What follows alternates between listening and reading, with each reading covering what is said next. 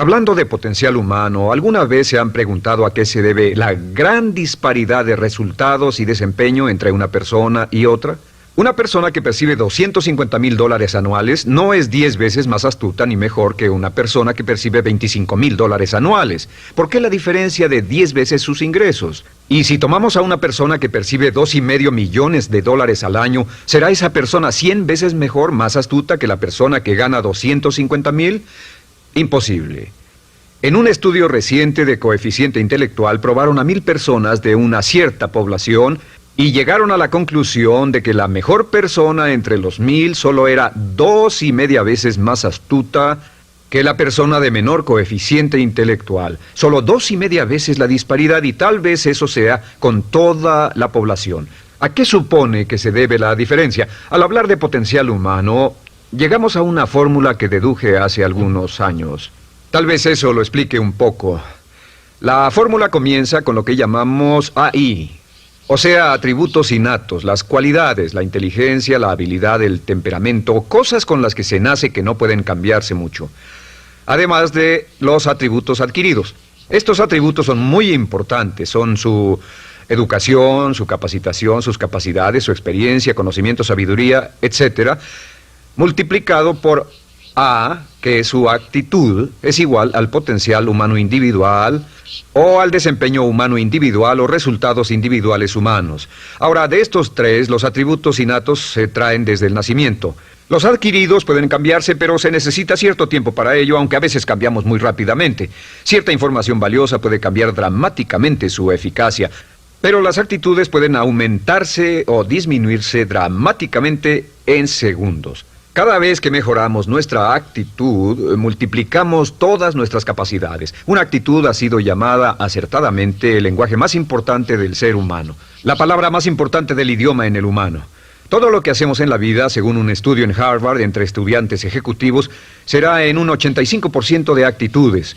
Un 85% de su éxito estará determinado por su actitud. Eso significa que está determinado por cuán positivo o cuánta actitud mental positiva se tenga.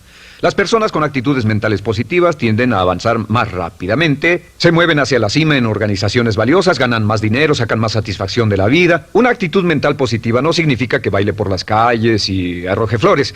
Solo significa que tome una actitud constructiva en general o se aproxime hacia su trabajo, su vida, sus problemas, relaciones, etc. Según el informe Cox de las empresas americanas, según la revista Success, un 85% o más de todo lo que se logra se debe a la actitud. Y la pregunta es, ¿de dónde vienen las actitudes? Las actitudes vienen de las expectativas. Muy simple, ya hablamos de eso. Y una forma muy poderosa de mejorar su actitud instantáneamente es decir, aunque no lo crea, pienso que algo maravilloso va a ocurrirme hoy. Como dijimos antes, nuestras expectativas sobre los desenlaces determinan nuestra actitud. Si espera que las cosas salgan bien, tendrá una actitud positiva. Si espera que salgan mal, tendrá una actitud negativa. Y lo maravilloso es que podemos fabricar nuestras expectativas. Podemos esperar lo que deseamos. Podemos esperar cosas buenas, cosas malas, y no nos decepcionaremos. ¿De dónde surgen nuestras expectativas? Nuestras expectativas surgen de nuestras creencias y de nuestros valores. Son el centro de los factores motivacionales de nuestra personalidad, nuestras creencias, y esto nos conduce a un entendimiento del potencial humano. Significa básicamente que nuestra actitud es una expresión externa de lo que está ocurriendo internamente, y esto es consistente con las leyes mentales. Con respecto a las creencias, cada uno de nosotros tiene muchas creencias en el fondo que los psicólogos llaman los conceptos propios. El concepto propio, o su descubrimiento, es considerado por muchos como el logro único y más importante para comprender el desempeño humano en el siglo XX. Yo estoy de acuerdo. El concepto propio es como, si queremos usar una analogía militar, el centro de mando. O si queremos usar una analogía técnica, es el programa central de su computadora básica. Es un grupo de creencias, valores, actitudes, sentimientos, ideas, etcétera, almacenadas en el fondo de nosotros y son el resultado de casi todas las experiencias que hemos tenido en la vida. Y algunos investigadores dicen que el concepto propio comienza a formarse aún antes del nacimiento, pero el concepto propio, una vez colocado, Precede, predice y determina sus niveles de eficacia y desempeño en todas las áreas de nuestra vida. El concepto propio se convierte en el centro de mando o el programa maestro. El concepto propio de este grupo de creencias determina lo que dirá, lo que hará, cómo actuará, cómo se siente y reacciona, etc. ¿Qué significa esto? Significa que todas las mejoras en su vida externa, todos los cambios en su realidad comienzan con un cambio en su concepto propio. Les voy a explicar lo que significa. Esta es una gráfica muy simple. Hablamos de potencial humano y decimos que la persona promedio usa un 10% o menos de su potencial. Según investigaciones, tal vez es mucho menos. El Instituto Stanford Brain en Santa Clara, California, estima que tal vez se aproxime a un 2%. Seremos generosos y diremos que la persona promedio usa un 10%. Significa que en los mejores casos, la mayoría, como usted o yo, no usamos un 90% de nuestro potencial. Uno de los mejores filósofos, Oliver Wendell Holmes, dice que la tragedia de la persona promedio es que llegan a la tumba con su música aún por dentro. Aún están funcionando con mucho menos de su potencial total. Y esto es el potencial humano. Sabemos que existe una relación directa entre el potencial humano y el concepto propio. Pero como nuestros conceptos propios o nuestras estimaciones de nosotros mismos generalmente son mucho menores de lo que debieran ser, nuestro nivel de desempeño y eficacia también es menor. Sabemos que nuestro concepto propio es altamente subjetivo. ¿Qué significa esto? Significa que el concepto propio, lo que pensamos que es cierto sobre nosotros mismos, no está basado en la realidad, está basado en información que hemos tomado y aceptado como cierto, hasta el grado en que creemos lo que sea de nosotros mismos y se vuelve cierto para nosotros porque actuamos de una forma consistente con ello. Algunas personas que leen sus horóscopos y creen en horóscopos predicen su futuro. Hay algunas personas que toman la crítica y las opiniones de otros a quienes ni siquiera respetan y hacen suyas esas ideas, dando un resultado muy negativo. Lo que piense, lo que acepte como cierto, se vuelve cierto para usted. También sabemos que como adultos tenemos una variedad de conceptos propios. Tenemos un concepto propio de cómo vestirnos, cuánto pesamos, lo que comemos, lo bien que podemos hablar en público, qué tipo de padres somos, qué tipo de hijos somos con nuestros padres, qué tipo de esposo o esposa somos, qué tipo de amante, de conductor. Lo interesante de manejar es que todos los hombres tienen un concepto muy positivo con respecto a esto. Las mujeres no entienden esto, pero los hombres nacen con un genio inherente para manejar. Todos los hombres son choferes excelentes. Si no lo creen, todo lo que tienen que hacer las mujeres que están viendo esto es pensar en la última vez que trataron de corregir la forma de conducir de un hombre y recordarán que no obtuvieron buenas respuestas. ¿Cómo respondemos ante alguien que desafía nuestro concepto propio, sugiriendo que no somos las personas que pensamos ser? Estamos a la defensiva, nos enfadamos, nos irritamos, es difícil que nos traten.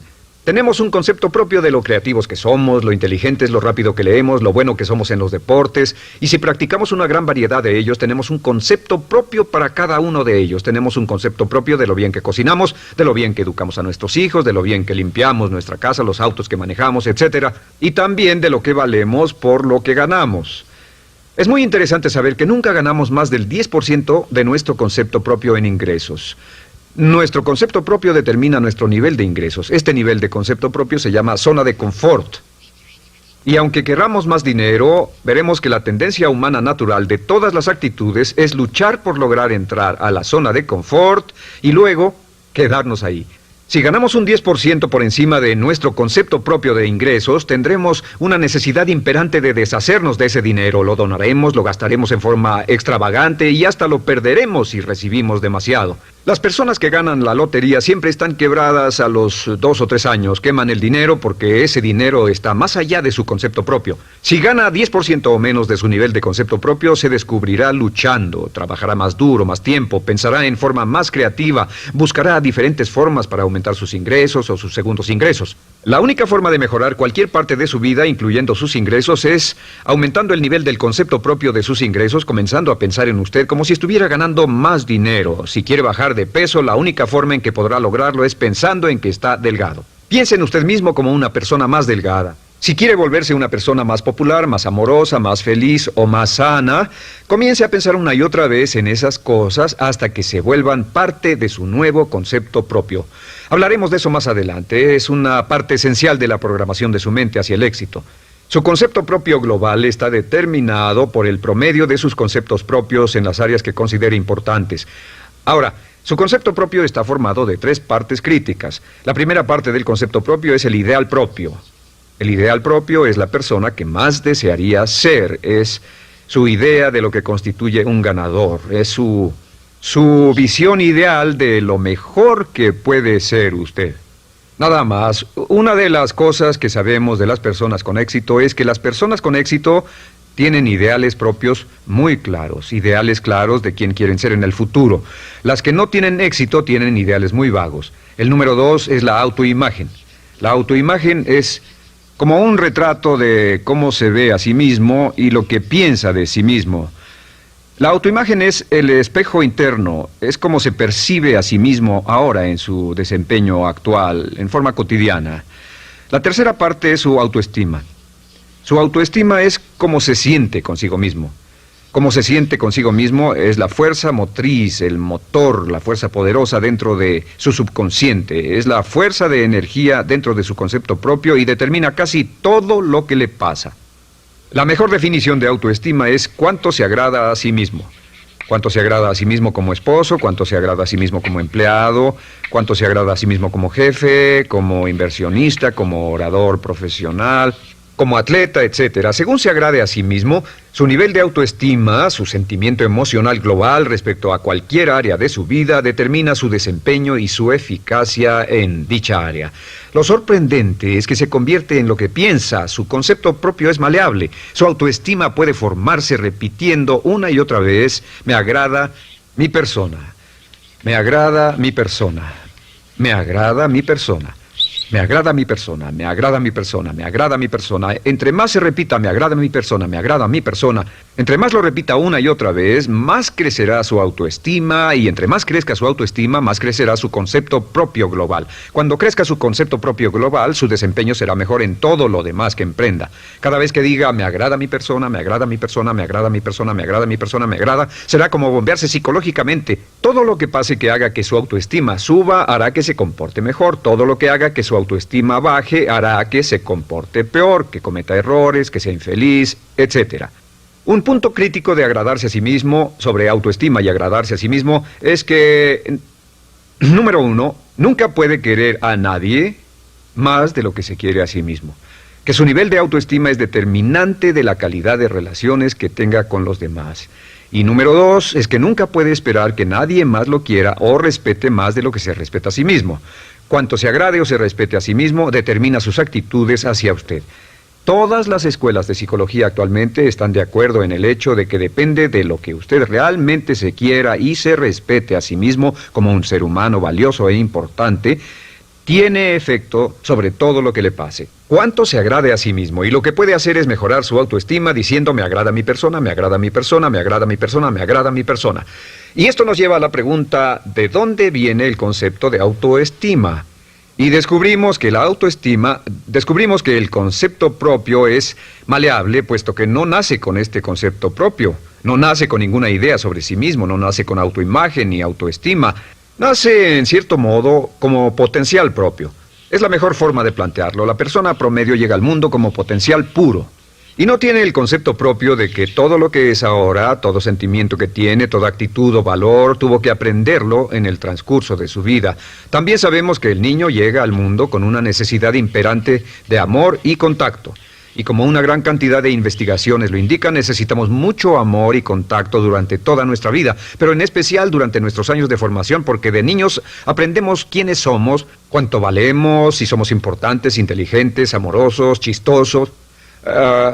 Todo esto lo aprendemos por la forma en que nuestros padres nos tratan. Si nuestros padres, nuestros parientes, tíos o tías, en especial nuestros padres, nos tratan como si fuéramos realmente importantes, crecemos pensando que somos realmente importantes, pero si nuestros padres no lo hacen, pasa algo más. Sabemos que los primeros años de vida son los más importantes para el desarrollo del concepto propio, que un niño comienza a partir de cero. El niño nace sin saber quién es él o ella. Son sumamente valiosos el primero, segundo, tercero, cuarto y quinto años de vida.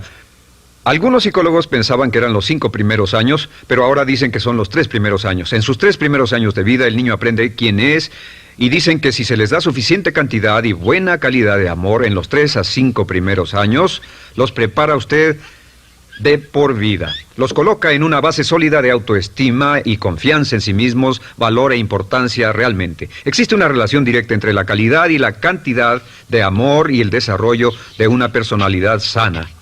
Entre más amor, amor incondicional, reciba un niño en sus años formativos, más fuerte será la base de su personalidad. El reverso de la educación es que casi todos los problemas de psicosis, neurosis, perturbaciones de la personalidad y problemas de comportamiento surgen de los problemas que se tengan con el concepto propio. Ahora observemos a los adultos. Aquí está nuestra personalidad adulta. Si nos observamos, podemos llegar a reparar nuestras bases, por así decirlo, repitiéndonos una y otra vez: me agrada mi persona, me agrada mi persona, me agrada mi persona, y llevamos ese concreto reparador hacia la base de nuestra personalidad. Los niños necesitan el amor como las rosas necesitan la lluvia. Los niños que carecen de amor a menudo mueren por escasez de amor. Es una enfermedad llamada marisma. Ahora, ¿qué más sabemos sobre los niños? Sabemos que los niños llegan al mundo con dos atributos notables. El primero es que no sienten temor. Los niños nacen sin temores. No temen a nada excepto a caerse y a los ruidos fuertes. Y esto se expresa en sus actitudes: yo puedo. Los niños llegan al mundo pensando que pueden hacer cualquier cosa, y quien haya criado a un niño hasta la edad de 3, 4 o 5 años sabe que debe pasar esos primeros años evitando que se maten, porque son como pilotos japoneses, porque no le tienen miedo a nada. Su segundo atributo es que llegan al mundo totalmente espontáneos. Dicen lo que quieren, hacen lo que quieren, son totalmente desinhibidos. Totalmente. Ellos no temen hacer nada de lo que desean, y esto se expresa en su actitud: no quiero.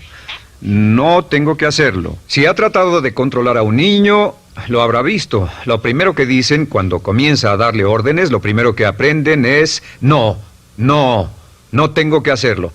Claro, a veces cambiamos sus mentes de una u otra forma, pero estos son los dos atributos con los que los niños llegan al mundo. Llegan al mundo sin temores y desinhibidos. ¿Qué significa esto? Significa que nuestro derecho innato natural es no ser temerosos y ser desinhibidos. Y solo cuando podemos crear la misma situación en nuestra vida adulta, cuando no tememos y somos desinhibidos, nos sentimos a gusto con nosotros mismos.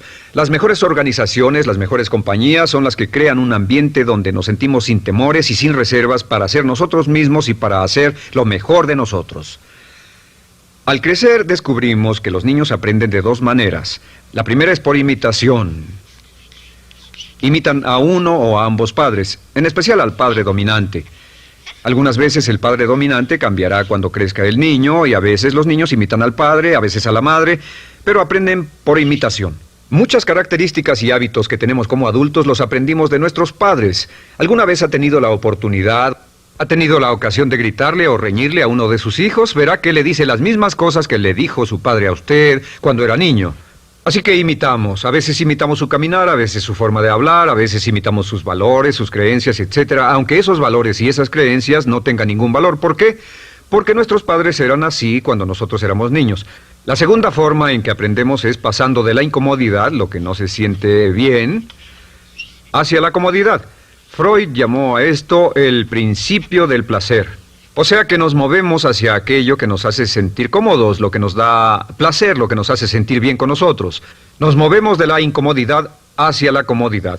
Así es como aprendemos a no mojar el pañal, por ejemplo. Sabemos que no es agradable caminar con popó o pipí en nuestros pañales. Vemos lo que hacen nuestros padres, vemos lo que nuestros parientes hacen y decimos: estas personas no hacen lo que yo. Así aprendemos a caminar y lo demás. Así que de la incomodidad hacia la comodidad. Durante toda nuestra vida, por cierto, así es como aprendemos. Imitamos leyendo lo que otras personas hacen, estudiando libros y en el trabajo, imitamos cuando vamos a la escuela, y hacemos lo que nos da resultados positivos, lo que nos da refuerzos positivos, y hacemos cada vez menos las cosas que nos causan incomodidad o dolor. Ahora, muy temprano en la vida, como equivocación o como resultado de una equivocación que los padres cometen en la crianza, los niños comienzan a aprender hábitos y patrones negativos. Los patrones y hábitos negativos tienen sus raíces principalmente en la crítica destructiva. La crítica destructiva comienza muy temprano en la vida, a veces en los primeros meses. Y la crítica destructiva la usan los padres para dirigir y controlar a sus hijos. Desafortunadamente, tiene un efecto muy peligroso y dañino sobre nosotros, ya que la crítica destructiva tiende a minar la integridad de la personalidad del niño. Muchos de nosotros, incluyéndome a mí y a muchos de ustedes, nos hemos visto minados y heridos por la crítica destructiva más que todas las guerras en la historia. Ahora, como resultado de la crítica destructiva, comenzamos a desarrollar hábitos y patrones negativos. Los patrones de hábitos negativos son respuestas condicionadas hacia los estímulos. Los patrones de hábitos negativos se desarrollan en los inicios de la vida. Se desarrollan como resultado de una repetición del temor y el dolor una y otra vez. Se desarrollan como resultado de la crítica destructiva, el castigo físico, etc. En los inicios de la vida comenzamos a desarrollar dos manifestaciones que nos persiguen durante toda nuestra vida y más que ninguna otra cosa inhiben nuestro potencial. La primera es la llamada patrón de hábito negativo inhibido. El patrón de hábito negativo inhibido se aprende cuando al niño le dicen una y otra vez no.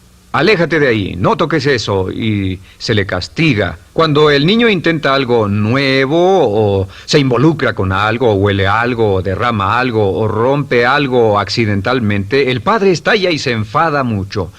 Como ven, el niño está impulsado por la curiosidad insaciable de explorar su mundo. Y lo que pasa es que cuando lo explora o se interesa y echa a perder algo, si el padre reacciona golpeando al niño, el niño comienza a pensar cada vez que intento algo nuevo, cada vez que intento algo diferente, cada vez que voy más allá de mis límites, cada vez que me salgo de mi zona de comodidad, cada vez que no juego sanamente, me golpean, me castigan, me lastiman, me envían a mi alcoba y me siento mal. Y muy pronto el niño desarrolla el sentimiento de no puedo, no puedo. No puedo. Cada vez que trato algo diferente, me castigan.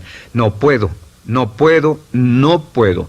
Es como la respuesta de Pavlov. Pavlov sonaba la campana y le daba de comer a un perro, y el perro salivaba, y Pavlov alimentaba al perro. Mientras sonaba la campana, el perro salivaba y siguió haciendo eso, y después Pavlov solo sonaba la campana y el perro salivaba. Lo que pasa en la vida adulta es que esto crea lo que llamamos temor al fracaso.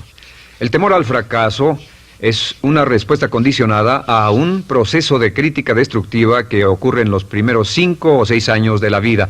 El temor al fracaso automáticamente nos activa, nos sentimos ansiosos, tensos, intranquilos, sentimos presiones y estrés en nuestro plexo solar, sentimos ganas de retirarnos del evento, y el temor al fracaso es la razón principal por los fracasos en la vida adulta. Es la razón principal por la que evitamos cumplir plenamente nuestro potencial. De hecho, todos los patrones de hábitos negativos se experimentan en el cuerpo físico. Puedes saber cuál es un patrón de hábito negativo porque se siente en el cuerpo físico, precisamente. El patrón de hábito negativo inhibido, el temor al fracaso, el no puedo, ocurre primero que todo en el plexo solar. ¿Ha tenido la ocasión donde debe hablar frente a un grupo, debe ir a una revisión de su desempeño o debe hacer una llamada determinante? Primero su plexo solar se aprieta. Si el temor continúa, su respiración se acelera.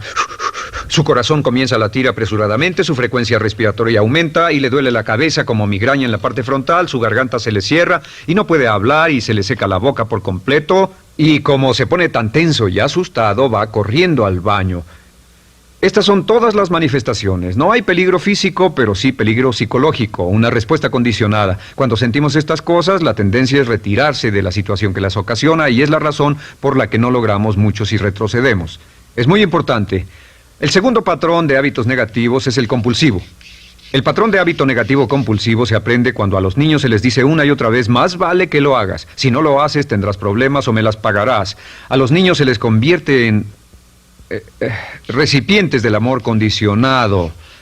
Los padres no intentan hacer esto, pero lo que hacen es sugerirle al niño, no te amo. Por lo tanto, no estás a salvo, a menos y hasta que hagas lo que yo quiero.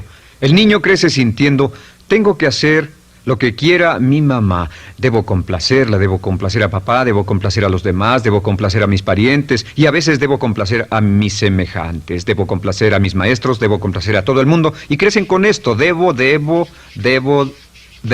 No puedo hacer lo que quiero hacer, debo hacer lo que complace a las demás personas. Este patrón de hábito negativo muy temprano en la vida se traduce en el temor al rechazo.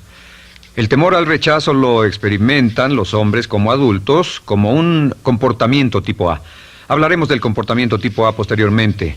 El comportamiento tipo A es una necesidad compulsiva o excesivamente compulsiva de complacer de algún modo a alguien sin normas de comportamiento, prácticamente sin pensarlo. El temor al rechazo nos impulsa, nos hace muy sensibles a las necesidades de los demás. Hacemos cosas que otras personas quieren, no hacemos lo que nosotros queremos. Siempre estamos tratando de complacer a los demás. Tenemos preocupaciones o nos importan las opiniones, sentimientos y actitudes de otros hasta el punto donde ocultamos nuestras necesidades.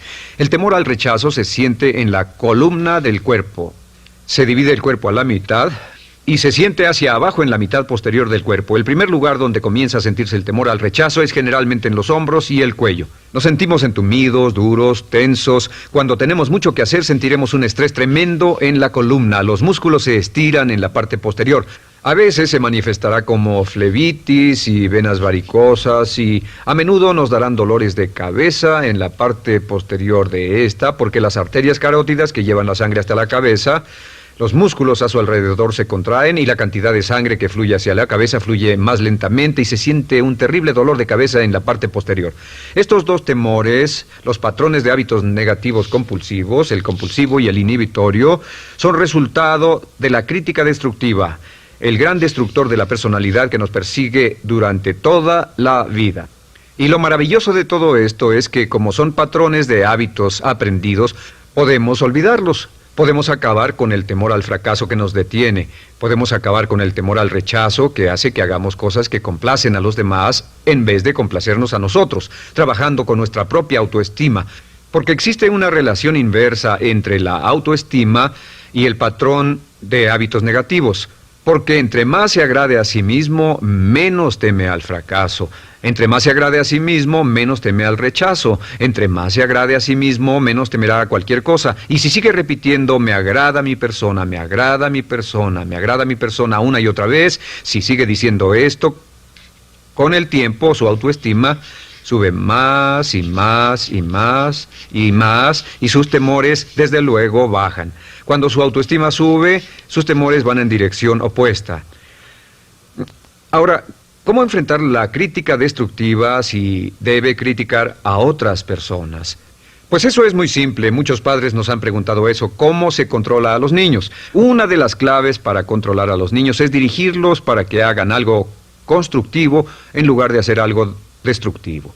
Otra cosa que debe recordarse es que lo que quiere hacer es que quiere dar una crítica informativa, crítica constructiva, lo que significa que se les dice a los niños lo que pueden hacer o a los adultos lo que pueden hacer mejor. Todo el propósito de dar retroalimentación de cualquier tipo es mejorar el desempeño. Si es padre o si es jefe o si es una persona en una relación, si una persona está haciendo algo malo o inadecuado, todo el propósito de darles cualquier tipo de retroalimentación es para que puedan hacerlo mejor. Sin embargo, existe una relación directa entre la autoestima y la crítica destructiva. Cada vez que se critica a una persona, su autoestima baja. Y cada vez que su autoestima baja, su habilidad para desempeñarse baja. Si critica a una persona en forma destructiva demasiado tiempo, llegará a un punto donde no intentarán nada. Se convierte en lo que llamamos hipersensible. Un adulto hipersensible es aquel que no puede aceptar críticas de nadie. Un adulto hipersensible es una persona que está muy tensa, ansiosa, si siquiera sugiere que no está haciendo lo correcto. Si trata con un adulto hipersensible, la clave es sentarlo y recordar 4 cosas. Número 1, comenzar con alabanzas. Número 2, proteja la autoestima de la persona a toda costa. Número 3, discuta el desempeño y no a la persona. Hable del comportamiento más que de la persona. Y número 4 es enfocarse hacia el futuro en vez de en el pasado. Enfóquese hacia lo que va a hacerse en forma diferente en el futuro en vez de lo que pasó en el pasado. ¿Por qué? Una razón muy simple, porque una persona no puede controlar el pasado. Al no poder controlar el pasado, cualquier crítica de lo que han hecho en el pasado les da un estrés tremendo y frustración. Así que, en resumen, la clave del éxito en la vida es una actitud mental positiva. Una actitud mental positiva se basa en expectativas de éxito, de una serie de expectativas positivas. Esa serie de expectativas positivas se basa en sus creencias y en su concepto de sí mismo. El centro de su concepto propio que determina su eficacia en la vida es su autoestima, y su autoestima se mide por cuanto se valore a sí mismo. Las dos cosas que nos frenan más que nada son el temor al fracaso y el temor al rechazo. Y uno de nuestros secretos centrales de éxito es este: Conviértase en un organismo generador de autoestima perpetua. Haga continuamente cosas para usted mismo, hacia sí mismo en su vida, que hagan que se agrade a sí mismo, que se ame, que se acepte, que se respete, que hagan que se sienta fantástico con usted mismo. Si es un jefe o un padre, no olvide que la clave para el máximo desempeño en su hogar y en su trabajo es hacer que las personas se sientan maravillosamente consigo mismas. Entre mejor se sienta consigo mismo y más se agrade, más probable será que logre que las personas a su alrededor lo quieran, lo acepten, lo respeten, se respeten. Con el fin de desencadenar todo su potencial, es esencial que entienda la relación entre la mente consciente y la mente subconsciente. Se han escrito miles de libros sobre el tema, existen complejidades tremendas, existen referencias al consciente y subconsciente, en especial al subconsciente a través de toda la historia humana. Al subconsciente a menudo se le llama la central de fuerza de su ser, y vamos a hablar de cómo afecta usted más a su subconsciente al estudiar este programa. Comencemos hablando sobre la relación entre las dos mentes y qué puede hacerse para comenzar a controlar y a cambiar el programa dentro de la mente subconsciente. La mente consciente y la subconsciente están bellamente diseñadas, son un diseño maestro, si saben a qué me refiero, puesto que tienen funciones muy diferentes y trabajan perfectamente en armonía entre ellas. Tal vez una forma de ilustrarlo sería decir que la mente consciente es esta y la mente subconsciente es esta. De hecho, la mente consciente hace como un 10% del pensamiento responsable, alrededor del 10% de su alerta consciente, y la mente subconsciente efectúa al menos un 90% o más. Cuando hablamos de potencial humano y de activar el potencial humano, significa desencadenar la gran capacidad de poder del subconsciente. ¿Qué hace la mente consciente? La mente consciente tiene ciertas funciones específicas. Primero que nada, la mente consciente es subjetiva. La mente consciente puede ver al mundo claramente, por así decirlo, con claridad y pensar en ello analíticamente, en forma objetiva, sin emociones. En segundo lugar, la mente objetiva, la mente consciente, es racional y además es discriminatoria. Estas son tres de sus cualidades. En otras palabras, puede discernir las diferencias entre la verdad y la falsedad. Es como la parte matemática o no emocional del cerebro. La mente consciente tiene 4 funciones. La primera función es, la mente consciente identifica los datos que llegan. Y los datos que llegan pueden venir de una gran variedad de fuentes. Pueden ser pensamientos que se tengan o pueden ser cosas que le están pasando en el mundo exterior. Así que digamos que camina por la calle. Camina por la calle y oye el sonido de un automóvil. Sus ojos inmediatamente se mueven a la derecha para ver qué es el sonido e identificar qué es. Cuando ve el automóvil, automáticamente relaciona ese sonido con el auto. Lo segundo que hace la mente consciente es que compara a ese automóvil en movimiento con todos los demás automóviles en movimiento que haya visto. Y si vive en una gran ciudad como Nueva York, verá un auto y comparará ese automóvil en movimiento con otros autos. Ha visto 100,000, tal vez millones de autos moverse y sus reflejos son muy, muy agudos. Si vive en un país que no tiene muchos automóviles, es factible que cuando vea un vehículo en movimiento, sus reflejos serán muy, muy lentos. La comparación se hace, por decirlo así, inspeccionando rápidamente en el subconsciente y verificando toda experiencia previa que haya tenido con autos en movimiento. Al hacer esto, al hacer la comparación, instantáneamente logra usted una respuesta. Realmente se dice que las funciones subconscientes son alrededor de 30,000 veces la velocidad de la mente consciente. Puede echar un solo vistazo, oír un ruido o pensar un pensamiento con la mente consciente e instantáneamente desencadenará una reacción que tal vez tomaría una gran cantidad de horas de evaluación si tuviera que hacerlo conscientemente. La tercera función de la mente consciente es que analiza. Una vez que tiene una respuesta de su comparación, analiza la situación. Camina usted por la calle, escucha el sonido del motor automotriz, mira hacia la derecha, ve al carro dirigirse hacia usted. Su comparación le dice que se mueve a una velocidad de 80 kilómetros por hora y que estará donde usted está en un segundo, a menos que se mueva. Así que ahora lo analiza y dice, ¿qué debo hacer? ¿Debo moverme o no? La respuesta es sí, lo que hace es que se mueve, y esto nos lleva a la cuarta función de la mente consciente, que es decidir. La mente consciente decide qué hacer después del análisis. Dice sí o no. La mente consciente funciona como una computadora binaria. Siempre dice sí o no a la información que llega. La mente consciente solo puede tener un pensamiento a la vez. Y esto es sorprendente, como van a ver, es en realidad una estructura brillante. Así que camina por la calle, oye el sonido, mira hacia la derecha, ve el auto moverse. La comparación le dice que el auto se mueve hacia usted y el análisis del auto en movimiento le dice que debe quitarse. Usted dice, ¿me moveré? ¿Sí o no? La respuesta es sí. ¿Me muevo hacia adelante? ¿Sí o no? La respuesta es no. ¿Me muevo hacia atrás? ¿Sí o no? En cuanto dice, sí, me muevo hacia atrás, esta palabra sí pasa a su mente subconsciente. La mente subconsciente al instante desencadena a todos los nervios, a todas las sinapsis, a todos los tejidos para que pueda moverse hacia atrás y quitarse de ahí. No debe quedarse sentado y pensar, ¿debo mover primero el pie derecho o primero el izquierdo? Todo lo que hace es enviar la señal a la mente consciente, apoyado por una carga, por así decirlo, o por una detonación de emociones. Entre más fuerte sea la emoción, más rápidamente responderá el subconsciente a su mandato. El subconsciente se activa con las emociones. La emoción del temor, la emoción del deseo, el instinto de supervivencia, el instinto de amor. Siempre es una emoción lo que desencadena al subconsciente. De acuerdo, ¿cuáles son algunas de las características de la mente subconsciente? La mente subconsciente es como un banco masivo de datos.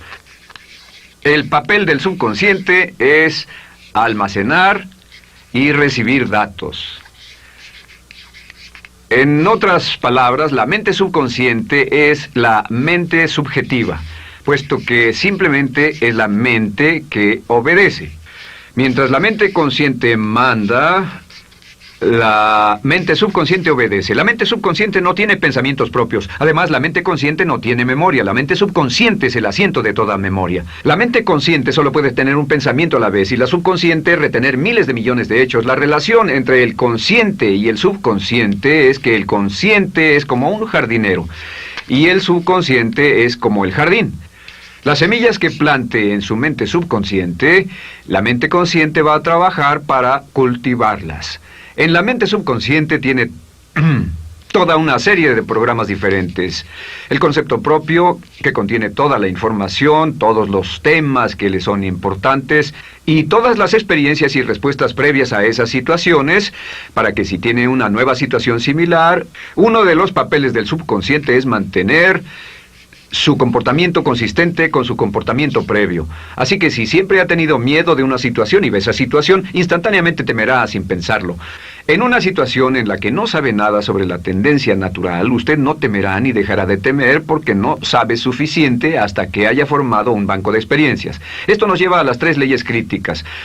3 de las más importantes leyes mentales de las que hemos hablado. Recuerden que hablamos de cómo toda su vida está determinada por leyes mentales. La primera de estas 3 leyes mentales es la ley de la actividad subconsciente. La ley de la actividad subconsciente dice que lo que llegue a plantar en su mente subconsciente inmediatamente se pone a trabajar para ponerlo dentro de la realidad. Y su mente subconsciente hace que todas sus palabras y acciones, encajen en un patrón consistente con su concepto propio.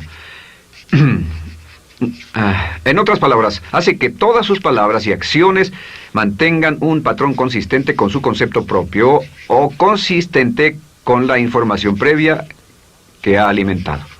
Así mantiene sus palabras y acciones consistentes con sus metas y, por así decirlo, se convierten en parte de su concepto propio. Significa que su lenguaje corporal, sus actitudes, su nivel de energía, su nivel de autoconfianza, la forma en que se desenvuelve con otras personas, sus habilidades sociales, todo consistente con su concepto propio. El subconsciente, simplemente sin pensar en ello, hace que todo esté consistente con eso, y cuando se siente bien, su concepto propio es positivo, tiene un resorte en sus pasos, su lenguaje corporal tiene confianza, valor, es extrovertido, etc. Y cuando se siente negativo, su concepto propio es negativo y actúa negativamente. Esto nos lleva a la segunda ley. Esta ley es la de la concentración. De hecho, es la 9ª ley de la que hemos hablado desde que comenzamos. La ley de la concentración es muy importante. Es tan importante. De hecho, cada una de estas leyes es tan importante en su lugar como para ellas mismas poder controlar su destino. La ley de concentración simplemente dice esto. Dice que lo que coseche, crecerá. Lo que coseche, crecerá. Lo que piense usted una y otra vez, crece en realidad. Es muy simple. Antes enseñaba un curso sobre pensamiento creativo y la forma en que se explica es, imagine que esta es la capacidad total que se tiene y cuando envía un pensamiento hacia acá ocupa un cierto espacio y todo el resto de capacidad mental este es su pensamiento, se usa para pensar en todas las demás cosas que hay en la mente. Pero entre más piense desde el consciente hacia el subconsciente, más su capacidad mental estará comprometida a pensar sobre esta idea. Hasta que llegue a un punto en el que esta idea llegue a ser tan consistente que ya no piense en otra cosa. Y al no pensar en nada más, comenzará a establecer este campo vibratorio. La mente subconsciente es el centro de la ley de atracción, y la ley de vibración y la ley de radiación. Comienza a establecer este campo de vibración que envía energía-pensamiento consistente con lo que está pensando y lleva a su vida a personas y circunstancias en armonía con dichos pensamientos. Solo debe mirar a su alrededor y debe decir, ¿en qué estoy pensando todo el tiempo? ¿En qué estoy recapacitando todo el tiempo? Y la regla básica con respecto a la ley de concentración es concentrarse en algo, pensar lo que quiere que pase y no sobre lo que teme. Y esto nos lleva a la tercera ley de esta serie, y esa es la ley de sustitución. Ahora, la ley de sustitución, como me han dicho muchos de mis graduados, ha sido la ley más importante que han aprendido. Es una ley muy simple. Se basa en un hecho que la mente consciente solo puede tener un pensamiento a la vez, ya sea positivo o negativo. Si quiere deshacerse de un pensamiento negativo, la mente no es como una aspiradora, no se queda vacía. Si quiere deshacerse de un pensamiento negativo, debe derribarlo con un pensamiento positivo. Puede reemplazar un pensamiento con otro. Reemplazar un pensamiento con otro. Y si hace eso en forma consistente, si reemplaza cualquier pensamiento negativo, cualquier pensamiento de temor, de ansiedad, cualquier pensamiento autolimitante y expectativas negativas, cualquier cosa que lo retenga, temor al fracaso, carencias, pobreza, rechazo, pérdida de cualquier cosa, si lo reemplaza con un pensamiento de deseo, esta es la clave, temor contra deseo. Si mantiene su mente en lo que desea y la aleja de lo que no desea y hace énfasis en lo que desea, sus temores disminuyen y se hacen más pequeños al pensar en lo que desea. Eventualmente, debido a la ley de sustitución, tendrá menos y menos tiempo y menos emoción de pensar en lo que no quiere. ¿Por qué las personas tienen éxito? Simplemente por esto. En la Biblia se dice, a aquel que tiene se le dará más, y a aquel que no tiene, aquello que no tiene se le quitará. Lo que significa simplemente es esto: los ricos se hacen más ricos y los pobres más pobres, y es porque los ricos piensan en riqueza y en bienestar todo el tiempo. ¿Y en qué piensan los pobres? Los pobres piensan en carencias, pérdidas y limitaciones, peligro, temor, fracaso, todo el tiempo. Así que si quiere desencadenar su potencial, si quiere ir directo a las estrellas, debe usar la ley de sustitución y mantener la mente en lo que desea. Use la ley de concentración para luchar continuamente por los resultados que desea. Esté centrado en soluciones y no centrado en problemas, centrado en las metas y no centrado en las leyes. Y la ley de la actividad subconsciente ajustará sus palabras, sus acciones, sus sentimientos, sus emociones y todo hasta el punto donde entrarán en su vida las personas y circunstancias que armonizarán con ello. Ahora, ¿cuál es la cosa más poderosa que puede hacer? Simplemente es esto. El éxito comienza cuando se toma un control a propósito y sistemático del contenido de su mente consciente. Control a propósito y sistemático del contenido de su mente consciente. Todo vuelve a la ley de control. Hablamos de ella al principio. El control a propósito y sistemático se acepta mejor diciendo una y otra vez, me agrada mi persona. Me agrada mi persona, me agrada mi persona, me agrada mi persona. Y cuando repite me agrada mi persona, o mejor aún, me amo a mí mismo una y otra vez, lleva esto a su mente subconsciente más y piensa de sí mismo en términos positivos. Cada vez más desecha pensamientos de inferioridad, negatividad, temor, fracaso, rechazo, etc. Y más programa los datos previos en su computadora subconsciente, que es consistente con una alta autoestima, eficacia personal y un desempeño personal excelente. La clave hacia su éxito en la vida es usar el poder de su mente subconsciente, programarlo con sus pensamientos, palabras, imágenes, ideas y sentimientos consistentes con un alto desempeño y mantener su mente en lo que desea y lejos de lo que teme. No olvide, lo único en el mundo que puede controlar es su pensamiento. Lo único en el mundo que puede controlar son sus pensamientos conscientes. Si hace eso, todo lo demás será posible para usted. La vida será en gran medida lo que nosotros hagamos de ella. Samuel Smiles.